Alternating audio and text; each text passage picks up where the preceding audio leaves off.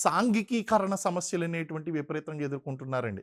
బాలలు ఎదుర్కొంటున్నటువంటి సమస్య ఏంటి అంటే సాంఘికీకరణ సమస్య. సాంఘికీకరణ అంటే ఏంటి? Very very important concept in our social exclusion as well as sociology. సాంఘికీకరణని ఇంగ్లీష్‌లో సోషలైజేషన్ అని అంటాం.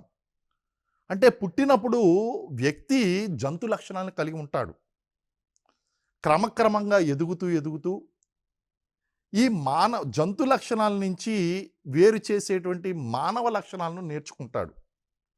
Primary socialisation, secondary socialisation.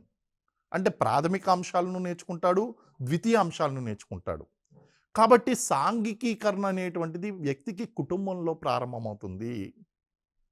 నడవడం, మాట్లాడడం, పర్సనల్ హైజీన్ ఇవన్నీ కూడా ప్రాథమిక సాంఘికీకరణలు. సో, సోషలైజేషన్ ఏజెంట్ సాంఘికీకరణ ఏజెంట్‌లో కుటుంబం అనేటువంటిది ప్రధాన పాత్ర పోషిస్తుంది. దాంతో పాటు వీళ్ళు చదువుకునేటువంటి పాఠశాల, సమవయస్కులు, అలాగే చుట్టూ సమాజంలో ఉన్నటువంటి అంశాలు ఈ సాంఘికీకరణ ఏజెంట్లుగా పనిచేస్తాయి. మరైతే బాలలు ఏ విధంగా సాంఘికీకరణ లోపంతో బాధపడుతున్నారు అంటే, ఎంతో ముఖ్యమైనటువంటి కుటుంబ వ్యవస్థ ఏదైతే ఉందో, ఆ కుటుంబ వ్యవస్థ యొక్క పునాదులనేటువంటివి కదిలిపోవడం వలన బాలలు సాంఘికీకరణ అనేటువంటిది సరిగ్గా జరగడం లేదు.